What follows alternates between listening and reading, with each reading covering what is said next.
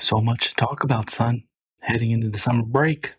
George wondering what's all gone wrong, why his car seems to be lesser than his teammates. Meanwhile, Toto out vacationing with Max Verstappen. That's a nice fun vacation, I think. Going out with Max and the kids. Where's George? Who knows? He's back in the paddock. George didn't get the itinerary.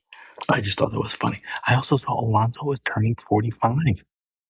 Can you imagine 45 in Spain? You could start collecting your old age pension at 45. I'm not making that up. We should all move to Spain. Right, we should. It's just 120 degrees right now is the problem. But yeah, can you imagine what was his first year? I think 2001. I don't quite remember, but Jean Alesi was on the grid with him.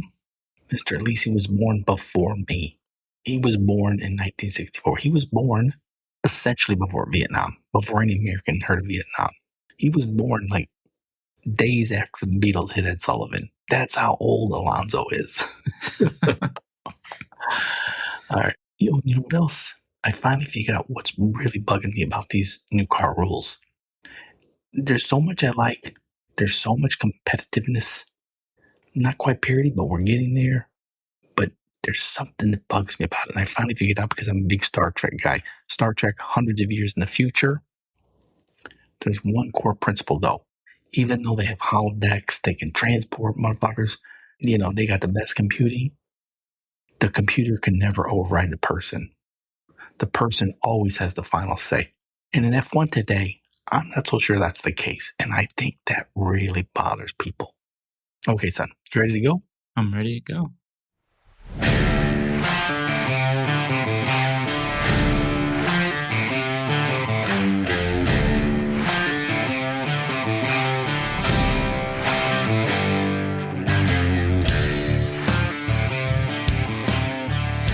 Hello, welcome to our compounded American take on Formula One. Just finished watching Hungarian Grand Prix, heading into the summer break. Much to talk about. Your host, Brian Patrick, will cover it all. Patrick, Hungary, demanding Hungary. Always a usually good race. I thought this one was decent. There were some issues. Lewis Hamilton in particular. I think his teammate let him down. We'll see. We'll get to that. Who do you got? Who gets the flowers for the Hungary Grand Prix, Patrick? Yeah, well, it seemed like we saw some champions finally show up this season, especially in the form of the papaya. I mean, Lando was pretty. I don't know what else to say other than he was obviously the best driver on the grid, and I don't think anybody really expected it. Hungary's a little bit of a different track than like a lot of the recent circuits that they've gone to. But yeah, Lando and McLaren both looked really, really quite good. So I think overall, we usually have to give it to the guy that wins the race. And I think Lando fully is deserving of that. There were a lot of other guys who drove really well. Finally, Hülkenberg gets his first points of the season, which is good to see. Obviously, Max had some really good moments too. Sort of shocking that he ended up P2. So, pretty good on him for that was being able to accomplish that. I think, there were some other oddities that sort of allowed him to do that. Yeah, he had a bit of help. Carlos Sainz helped him out. Ferrari, some of the little glitches that may have helped him. Yeah. So it was good. And then, I think finally we got to see some kind of reasonable pace from Aston and Fernando Alonso. So that was kind of fun to see him get out of Q1 in qualifying to at least be amongst some of the action throughout the race. So I will say Max had that awesome move on Lewis right at the start. That was just sharp. Lewis looked like he was caught sleeping, which is rare. Plus, I mean, Ferrari always seems to have some fault somewhere. It's almost never like, oh, the driver's on, the car is on, the crew is on, the strategy is on. There's always one thing. this time I don't want to fault Lewis much, but he was caught sleeping, in my opinion. And, he had the 5-second penalty. Some people say, oh, that's harsh. No, that's, you're speeding in pit. It happens. But these are multiple times now. Like the last 3-4 races, it seems like he's had some issue where he's gotten penalty, and it's been a clear cut and dry. Lewis, you earned that penalty. I don't know what's going on there. Yeah, it's weird. I mean, Ferrari is kind of, what's the right word? They're just the pinnacle of Italianness, where like they're pretty awesome, but they refuse to be perfect. And that's their charm, sort of, So, and that's okay. But yeah, they cannot put it all together. They refuse, I think. I think they're intentionally trying to not get everything together all at the same time. Funny. And Lewis, I don't know what the heck is going on. The move that Max made on him, yeah, it was great and, super awesome to see him just kind of send it from way, way back. But I mean, that should never, ever happen. The fact that it happened to Lewis is pretty embarrassing, I think. I thought it was embarrassing. How do you let that happen? Yeah, it was a sharp move. He just was like trundling into turn one. Like, oh yeah, I'm just going to now do whatever because I'm not going to catch Lando. So it's like, okay. And then out of nowhere, Max torpedoes down the inside, goes by him. Like, Lewis, what are you doing? You're not even trying. Why are you not trying? Right. And Max is great at those moves. And we've seen periodically some drivers just not caught sleeping, which I think was what happened to Lewis, but almost just like, you know what? Let him, because I'll overtake him later. Or it's like, look, I'm so far ahead. I'm not going to risk a crash. I'm not going to, harm my car. Lewis, oh yeah, right now he's in P2, but it's like, it's not a dominant car. You can't just be letting Max take you on to start. So yeah, pretty tenuous. Yeah, and his former teammate George Russell, we can't call it sabotage, but once again, it seems like there's issues with his car that plague his car more than it seems to plague Kimi Antonelli's car. When we all know Toto plays favorites, Toto's made it clear he's not going to have like two drivers compete, fighting each other. I don't know. It's not sabotage. It just looks like sabotage, though. Yeah, I mean, it's definitely for sure not sabotage. Definitely couldn't be. I don't know what the hell is going on with George. They said, oh yeah, all of those issues, straight line speed issues and whatever that were slowing him down in Belgium and Austria beforehand. Oh yeah, we've figured all that out. There's no more software problems. I don't know why his car would have had different software on it than Kimi's car. It seems a little weird. Yeah, he had Windows 11, I think, was on. And yeah, I don't know. He's just slower. And maybe his car is the problem, but maybe he's also just slow. Yeah. We'll see. I think to me, right, started out by saying, Max and Toto are going on holiday together. It seems weird to me that he would intentionally sabotage George in favor of Kimi if he plans to bring in Max, right? Like, I don't think you can have all of those things happening at the same time. So one of them is untrue. Right. And it's fun to, just kind of pause it. Toto's diabolical, though. He's diabolical, so who knows? Who knows what's going on? Who knows? He's got plans within plans, this man.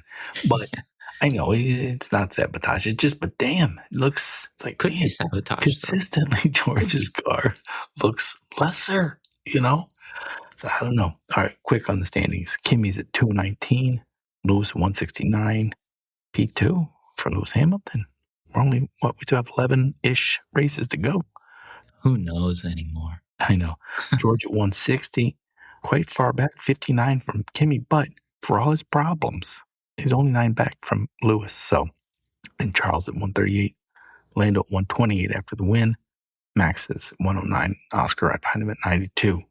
Oscar had those issues.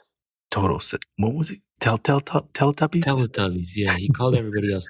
He called Right. all the engineers Teletubbies. Right. The other team engineers are letting, because what Sainz in particular seemed to hold up Oscar, which I thought was a weird thing to say. It's like, hey, man, you're trash talking Williams engineers because they held up McLaren. I'm not sure I understand this, but again, man has, he's diabolical. He has his reasons. But other than that, I mean, is McLaren back, do we think, finally, halfway through the season? I think McLaren has generally looked pretty good when they finish a race, I think. But yeah, they looked really good in Hungary. Hungary's kind of a weird track, though. So I'm not sure that they're going to be like the best suited team for most of the rest of the races, right? I mean, even in Belgium, they kind of looked not as great. Where was it before that? Silverstone? I think in Silverstone, they were a little off the pace too. So, it sort of depends on the track, which I think makes it kind of fun. You're never really quite sure who's going to be the lead. And certainly it helped in this race that it was Hungary is a very difficult track to overtake on. We knew that coming in. We saw it. And, once Lando was able to get out in front, he just kind of went off and went ahead, and nobody else was able to pass him. So I think the other teams are a little nervous, but I wouldn't say they're, worried. Okay. Well, let's look at team standings real quick. Mercedes at 379, Ferrari at 307. That's not that bad, but they had nobody in the podium. When I thought they could get two, when I thought they looked best, McLaren well back, 220, Red Bull 177. But, hey, first year for Red Bull power unit, 177. That's damn good. They're also the fastest, too, according to the FIA. So. Right. Fastest. And this time it isn't all Max. I mean, Hadjar's been on a tear. And then look at the Racing Bulls, 5th place. I mean, that is a decent power unit. Racing Bulls 66. That's a good young team. Alpine finally got a bit more points on the board, 61. No, not this week, but Alpine fell just a bit. They're at 61, Haas 21. So we have Mercedes, Ferrari, really, unless McLaren just pulls something amazing, I think it's going to come down to those two for the constructors. Although not fighting for a constructor. Williams, it was Albon's 100th race with them, which is pretty remarkable. And I mean, I think a lot of folks don't realize, I mean, he was almost out. Christian Horner basically got him that seat, I think. I mean, I won't say it was only Christian Horner, but Christian Horner helped move Albon. I think he knew just wasn't right. Red Bull and previous Racing Bulls, but he took care of him, I think. So that was good. But damn, Williams is shite. I mean, what do we make of that? Yeah, Williams is garbage. And Albon, I think, when he was at Red Bull, I thought he did okay, but like he was young and maybe couldn't quite cope with that team and Max and kind of the pressure of that seat. He was kind of booted for a season, went to Williams, and then, kind of like, oh, he's pretty good. Really, really solid young driver. At this point, 100 races in with Williams, I'm like, well, he's definitely hit his ceiling. He's not going to get any better. Yeah. And it's kind of, he's just one of those drivers, that has a pretty decent long-ish career in a mid-pack team, not fighting for wins, occasionally scrapping for some points.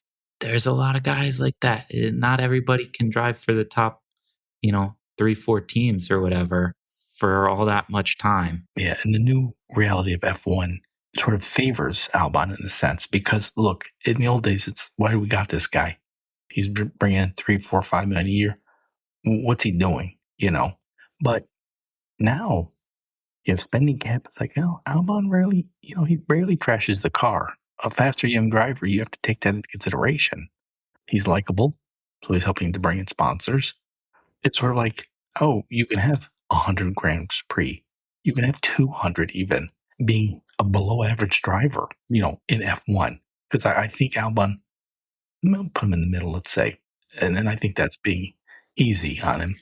But, Yeah. I mean, I think for a lot of these teams, right, Racing Bulls is sort of that weird team where those drivers can kind of very easily move around out of F1 up to the Red Bull team, whatever, because it's just sort of Red Bull's kind of practice squad, like AAA program, right? Like, these are the guys who are maybe going to come in and we're going to shuffle them around every couple of seasons and, see who fits in the majors up at Red Bull. And that's one of the few teams I think that is like that.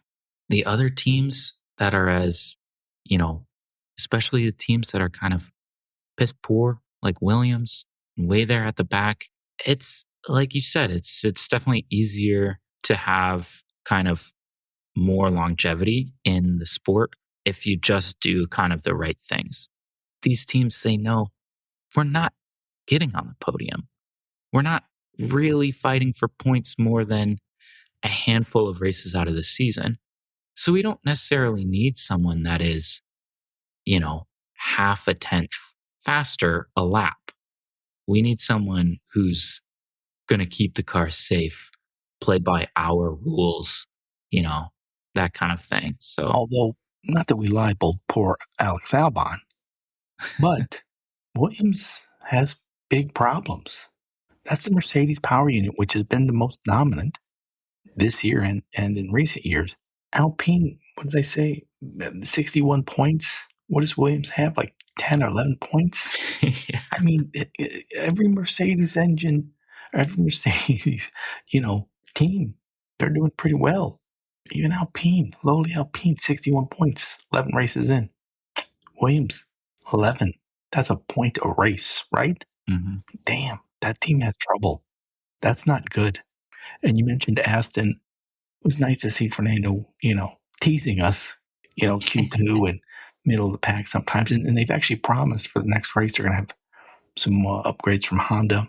But, it's still a pretty woeful outfit there. It is pretty woeful. Also, sort of in the same vein, I saw somebody mention that this was the very first race or qualifying session, I guess, that the two Cadillacs qualified 21 and 22. They hadn't done that before. They never, which I think is pretty good. Yeah. I mean, this finally 11 races in, they are the two worst qualifying cars. Right? It's not something to be like, right. Oh, this is crazy. But like their qualifying has been reasonable, acceptable enough, right? Like as bad a week as Hungary was for them, I think the point is taken that, they just been 11th team at 21, 22 every single race. Nobody would have thought anything of it. They've actually, I think, they've started off better, I think, than we could have expected, realistically. I keep talking about Hungary 11 races in. I had said there would only be, 20 races, because 2 were canceled at the top of the year. I thought that 2 at the end of the year in Middle East would be canceled. But now we're hearing F1, FIA, is committed to holding those 2 races. And even though they don't realistically think they're going to both take place in the Middle East, like, no, we're going to hold them in Europe. They've even hinted at Italy. I don't know what the weather's like in Italy in December. No idea. But how about that? I mean, can you imagine? I mean, Lewis is fighting for P1. Ferrari is fighting for P1. The final 2 races in Italy. What a story that would be. That would be fun. Like, just saw that they were planning to host the Bahrain Grand Prix in Malaysia. Right. So, I don't know. We'll see how the others shake out and what all goes down. But I think, it'll be pretty interesting to see all of the races, I guess. So hopefully the last two races are scheduled. Right. But let me ask you this. Let's say they make up that Bahrain race in Malaysia. Let's say they have those final two Middle East race. Was that Qatar and It's Saudi Arabia? Qatar and Abu Dhabi. Yeah. Abu Dhabi. Whether they have the Middle East or not, let's say they're in Europe and especially in Italy, which would be amazing. Who do you think this extra, we'll call it extra, 1 to 3 races favors? Lewis Hamilton, George Russell, Ferrari, McLaren, Lando? I think mostly it would favor McLaren and probably George most of all.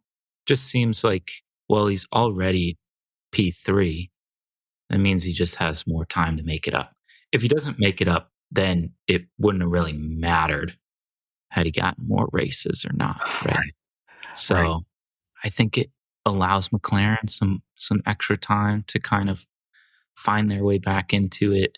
Maybe some of these other lower teams, Alpine maybe kind of puts things together and gets up to P5 or whatever, something like that. But we'll see.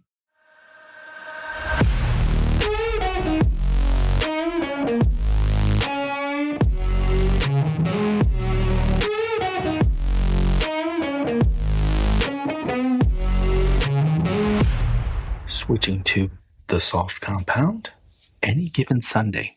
Now, here in America, we say any given Sunday, we're talking about football. Here, let's talk about Formula One. Because all year, people, but mostly the older fans and the ones trying to prove their cred, have been just howling about these new engine regulations. I think a lot of folks just want to squawk. British fans, for reasons I don't comprehend, seem to prefer to complain and have something to complain about. Don't quite get that, but it's how they are. Some folks just want to complain. Some folks want to show that, hey, I really know F1. I'm going to tell you all the bad parts of these new power unit regulations, for example.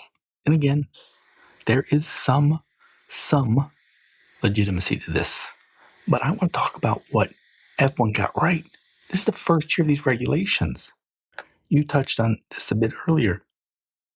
We have multiple manufacturers now, power unit companies. We have Mercedes, Ferrari, Ford, Red Bull, Audi, Honda, Cadillac in a couple years, Toyota sniffing around with Haas. We have 3 power units in the top 4, 4 teams minimum, but 4 teams for sure can get in the podium and win a race any Sunday, right? Mercedes, Ferrari, McLaren, Red Bull, maybe even Racing Bulls. 5 races, last 5 races, 5 different winners. I don't believe we've had a repeat podium all year. We've got these young drivers doing well. I think there's much more right about these engine regulations, about these new rules this year than is wrong, which is shockingly controversial. I think all of that is true. I think there's a lot of cool things. We get to see a lot of competition, especially amongst the top teams, which is very, very interesting. And really, everyone is quite close together compared to previous major regulations overhauls. We rarely see somebody win by 20 plus seconds. Right. It's usually much closer to 5 or something like that at most. And I mean, that's after a lot, couple of pit stops, 100 miles of racing, whatever, an hour and a half, few seconds is all that splits you apart in the very first year of development, or I guess not of development, but of implementation of these regulations. That's pretty good. And expecting to get more power unit manufacturers over the next several seasons. Yeah, I think it's good. I think we have a lot to look forward to. I think the competition is good. Most of the races have been a lot of fun to watch, regardless of, people bemoaning all of the change. I just think a lot of that stems from drivers criticizing how these regulations have been implemented and enforced. And I think, just watching the race, don't listen to anything anybody says. Just watch it. Right. Most of the time, it's pretty cool. Yeah. Most of the time, it's a lot of fun. And we have, like I said, 4 teams that we absolutely should believe can get on the podium and win any race. First year Ford Red Bull power unit. They're kicking ass. We expect Audi to get a point or more. Okay. When it was Sauber, that really wasn't something we were expecting. Mm-hmm. The young drivers are doing well. ADUO, we've complained about that. We've talked about that. In practice, they got it wrong. I mean, they're saying, Red Bull is the fastest. We all see that that's not true. But the intent, it's like, hey, we want teams matching up. We want these teams to catch up. We're going to give everybody a little extra spending money, a little extra time, a little extra, love to increase their speed, essentially. Make this more fun. And they executed it wrong. And I'm not sure how we fix that. But the overall intent and trajectory, I think, is good, which is as many power unit companies as possible and as many can get on the podium and win every week. Yeah, all of it. All of it is good. I think the direction is generally really positive. And it's hard, I think, to see all the backlash because I think it's all mostly just fake. Like, I think everybody's just faking being upset. Right. For no real reason. So, that is what it is. But I think the regulations are good. There have been, I think, some changes to how super license points are awarded and things like that by the FIA, which means it can become easier, or there are maybe more pathways for young drivers or drivers in different series to get involved in F1 and become kind of F1 drivers. So I think those are fun and good changes. And yeah, like you mentioned, a duo ended up being a little bit ridiculous, but if they sort of refine how they utilize that, then it could have a really positive impact on the competitiveness and sort of parity in the sport. And I think that is something to look forward to also.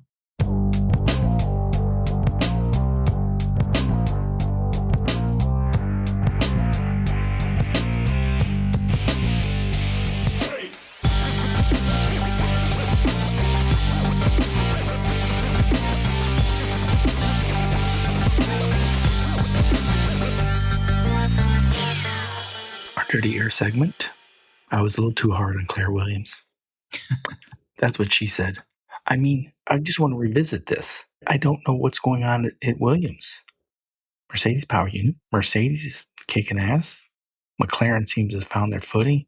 Like I said, Alpine, 61 points? I mean, it's time for James to go? What are we doing here? Not a good job. I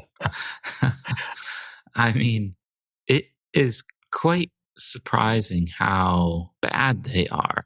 I mean, of all the teams that buy power units from others, aside from Cadillac right now, they're the worst, right?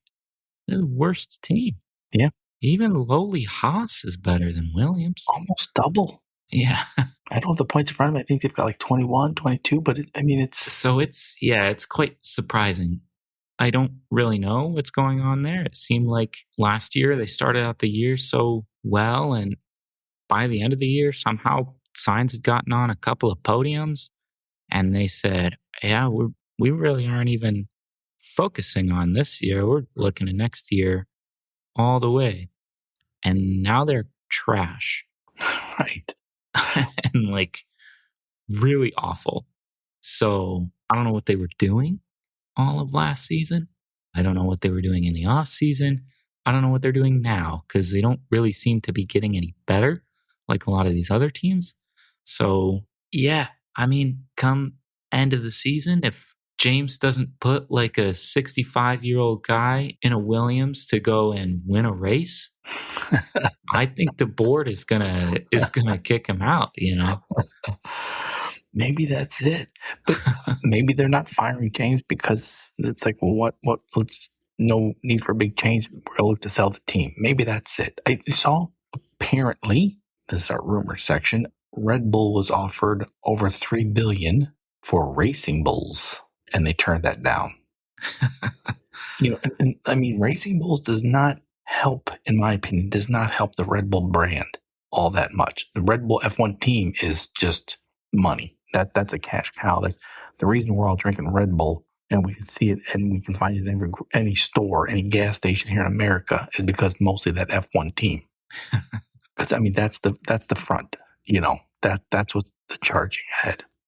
Racing Bulls doesn't really do anything, and they're turning down $3 billion. So what they must be thinking? Oh, we get $5 billion, and they're probably right. Probably, yeah. That's a lot of money for a team.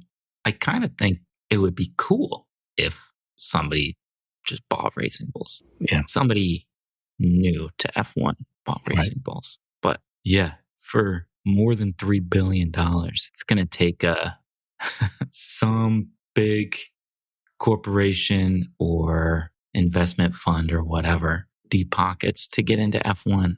Yeah, it's a lot. Speaking of money, I periodically watch the YouTube real stream show TPBN. It's just a couple frat bros in Silicon Valley. They bring out venture capitalists and titans of tech, and they just kind of shoot the shit. And they've made it a very fun, informative, engaging show. The two frat bro hosts are great. They usually have good guests on. It's live streamed, and they've got tens of thousands of viewers. And so the viewers in real time are like, hey, ask, like let's say they had Max Verstappen on or Toto Wolff on. Hey, ask Toto this question. Or, oh, no, you got this wrong. Here it is. So they're like, the audience is sort of participating. They're asking questions, feeding questions to the two hosts. They're correcting the hosts. They're holding the guests accountable. But it's a good time. It's a friendly atmosphere. It talks about Silicon Valley, venture capital. But man, I know I said this before. We got to figure out how to do that for F1. Just like a daily show, Monday through Friday, 3-hour live stream. Just shoot the shit. Talk about the business of Formula One, the social media, the fun, entertainment aspect, the experience, whatever you want. Have the guests on, live audience, just chatting. I just think Apple, and it's a podcast essentially, Apple should be doing this. I just don't understand why there is not a TPBN show for Formula One. Yeah, I don't know. It's weird because Formula One has just become so like Disney-fied and so like mainstream, just like corporate, whatever. And so I don't know. Everyone seems like, oh, it just has to be super professional and buttoned up like all the time. And I just think it should be more fun. I think everybody should have more fun. And I think we really found out that they didn't want to have fun anymore when they said, oh yeah, we're going to fine you like thousands of dollars if you just swear on your radio when you're talking to your engineer or whatever.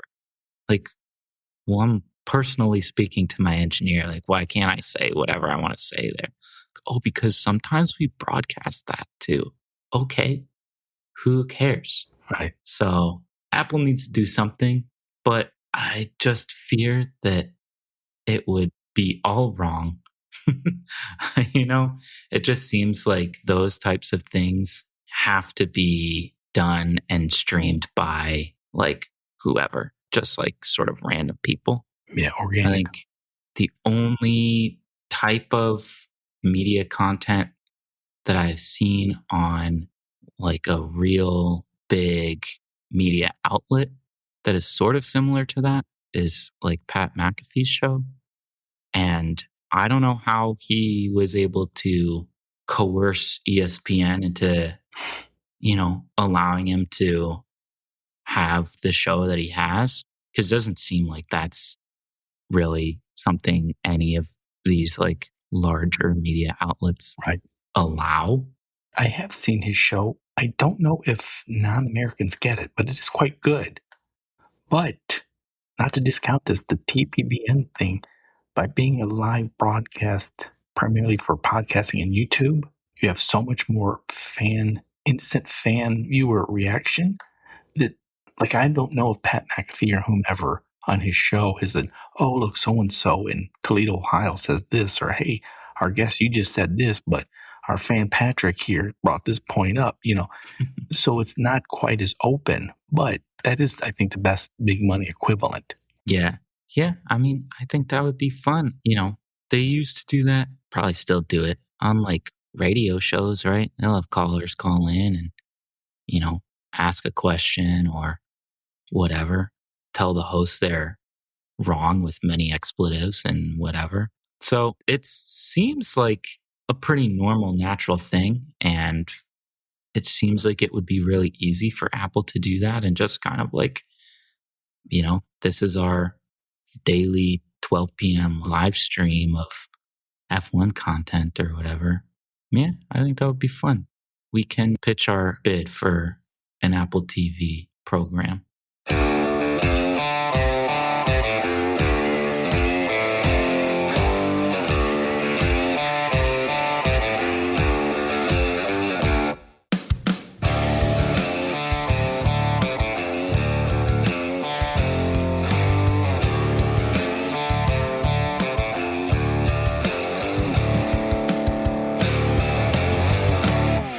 Across the line, that is our segment where we predict the top 5 for the next race. The next race is the Dutch Grand Prix in Zandvoort, but not for 4 weeks. And once that's done, I'm not sure we're going back to that track anymore. I mean, I don't think they've signed an agreement, have they? I'm not sure. Anyway, in Across the Line, we make our predictions for the top 5 for the next race. If our driver does show up in the top 5, we get a point. If he shows up in the exact position we predicted, we get 3 points. Patrick, what are the current standings of Across the Line? Yeah, well, I was checking my scores, and I think I may have input something wrong last week, but that's okay. I have you written down as 47 to my 32 before this race. So that's a pretty wide margin there. But top 5 from this race, as you will recall, is Lando, Max, Kimi, Leclerc, and then Hamilton after his 5-second penalty was added. So your picks were Russell, Hadjar, Norris, Piastri, Lawson. Now 1 point for Lando in the top 5, but not in the position you selected.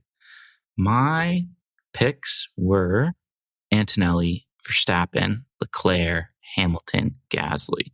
So I got 1 point each for Antonelli, Leclerc, and Hamilton, all in the top 5, not where I selected them, and 3 for Max in P2. So that means you are now on 48 points to my 38. Dang, you made up some ground there. This week was like Oscar. I had a week like Oscar did. Speaking of, so last year, Oscar won at Zandvoort. It was his first Grand Slam, I think, ever. And that's where I think I was like, oh, it's his. He's got the championship locked up now. He wins. He gets the Grand Slam. 100 points ahead of Max or whatever. Right. Lando had a DNF. But both Stroll and Alonso made the top 10 last year. And I was looking at my notes, trying to go through some stuff from last year. Was last year where Hamilton crashed? Because I was like, yeah, Hamilton joining Ferrari was like George Lucas deciding to let's make 3 more new Star Wars movies. You think, oh, this is a can't miss, and then like, oh boy, that was a bad idea after all. Of course, we're on some weird, bizarre timeline where somehow those George Lucas so-called prequels are now considered quality movie. It's a bizarre world, but nonetheless. Okay, so who goes first for the Dutch Grand Prix, Patrick? I have first pick. All right. Yeah, the George Lucas special. So I don't know. Who am I going to take? I'll take Lewis, P1. All right. I'm again going with George and Max, number 2. Boom. Convinced George's car won't get sabotaged. Again.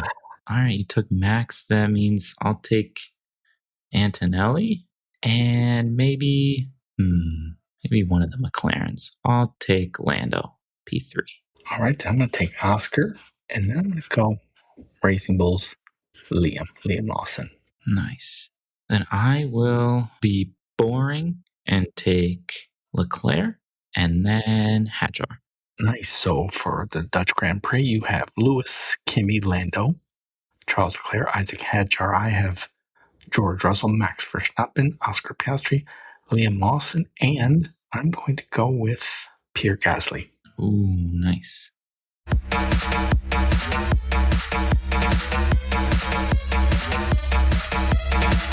Any crazy predictions, Patrick? Well, I have a crazy prediction that has a really long, extensive build up to it because it's based on the last 12 years of evidence. And basically, Formula One is following exactly the Game of Thrones script. And it has been since basically 2014, where, Lewis and Toto and Mercedes, they were this dominant team, had a long reign, right? That's basically, you're not going to understand any of this, but that's basically, the Targaryens, right? They're the house reigning for long time, right? Whatever. Okay, because I remember seeing commercials. It's all tits and dragons for me. Yeah, basically. And then some zombies show up later. Right. But yeah, so then all of a sudden there's an uprising, many battles, right? This is Max, Red Bull, Horner, they're duking it out, finally come and win, take the crown, ascend to the throne, essentially. And this is the Baratheons. Robert Baratheon basically takes the throne in Game of Thrones, defeats the Targaryens, whatever. And then there's a whole bunch of strife, within their faction. Basically, all of this chaos causes the downfall of Red Bull. Obviously, they're no longer there at the top. New champion is crowned. That's basically, the start of the actual show where Baratheon dies, basically, and then all hell breaks loose and whatever. Okay, and then now, coming to this season, a new threat emerges, and lo and behold, it's some kid at Mercedes. So this is Daenerys, basically. Okay. She is a Targaryen, so way back from the same house that reigned for many, many generations, right, as Mercedes did. And she's just a kid. And this is Kimi right now. He's just a kid at Mercedes, and he's the new threat for the throne, basically, right? This is taking way too long. But here's my prediction, is that this season will finish as the Game of Thrones show finished, which basically means Kimi is just going to do something so inexplicable and out of character. Like, probably he's just going to intentionally crash into somebody and try to harm them, like just do something insane with no buildup whatsoever. And he'll probably get suspended for the rest of the season and disqualified from the championship. Yeah. And that's basically what happens to this Daenerys character, right? She comes in, she's trying to take the throne, and then all of a sudden just fucking murders everybody. And you're like, everyone liked you. And then all of a sudden you decided you're just going to murder people. That's funny. So that's going to happen. And then who ends up actually taking the throne? Well, you might think George or Lewis, maybe Max, maybe Lando. We're not sure. But no, out of nowhere, the overlooked and unheralded Charles Leclerc is going to win. And everyone's going to go, how the fuck did that happen? And so the nice guy. Yeah, well, sure. And nobody's going to enjoy it. And everyone hated that season, and everyone hates this season of Formula One. So I'm just saying, art imitates life. Life imitates art. Our sim overlords use the same script for everything. They're bored and lazy. Right. It's just easy, same script. Nice. That's my Okay. crazy prediction. Kimi Antonelli is just going to do something Goes insane, off. Okay. and Leclerc is going to win because Kimi's disqualified, basically. All right. I don't know about Game of Thrones, and I don't have anything to match that. So let's see my crazy ones. I noticed on the grid walk this week, Martin's grid walk, it took him Herculean willpower not to turn around and stare at the two hotties that he passed on the grid walk. I say he's going to falter so bad 1 week this year, he's going to turn around, see a hottie in the grid walk, and just go up and say, "Hey, I'm Martin Brundle. You want to go out?" The other ones are, just go through these real quick. It's as F1 becomes more like NFL, the silly season, the summer break season, we'll be moving away from having big driver announcements like Lewis going to Ferrari. It's going to be more front office type stuff, like how Red Bull poached Mercedes guy for their driver academy, kind of front office type moves. That's what's going to become the norm for silly season. Another crazy prediction, because Coke announced their new font. Apparently Coca-Cola has so much money, their margins so big, they dropped a few $1 million in a font. It looks just like the Marlboro font. So my prediction is by next year, Coke is a major sponsor of Ferrari instead of Marlboro, like the old days. My last one is, I know that they're looking at Malaysia to make up for Bahrain. They're looking at races in Europe and particularly Italy to potentially make up for races in the Middle East at the end of the year. What I think is going to happen before 2030 is, like it or not, and the European fans will not like this, Las Vegas is going to so obviously become the premier race of Formula One that will be the final race of the season. That's where we decide who's the champion, who's the constructors champion. Las Vegas will be the premier and final race of the year. Nice. As it should be. All right. I want to thank you all for listening to everybody's most beloved father and son F1 podcast. It is much appreciated. And we are lights out. See ya. Thanks for listening. I thought of a new segment that we can consider called the Slicks. Maybe when we return after summer break, the Slicks, because we do our cross-line this for fun, but there's no, here in America now that they've legalized sports betting, they've got bets for everything. Baseball, football, hockey, basketball, college football. But F1 is almost non-existent on these sports betting platforms. So anyway, that's kind of my thought. Maybe consider a new segment called the Slicks. There's so many things you can bet on beforehand and then during the race. So I don't know. We're thinking about. Nice. Yeah. You just finished listening to Hard Compound, recorded in Ann Arbor, Michigan, and around the world.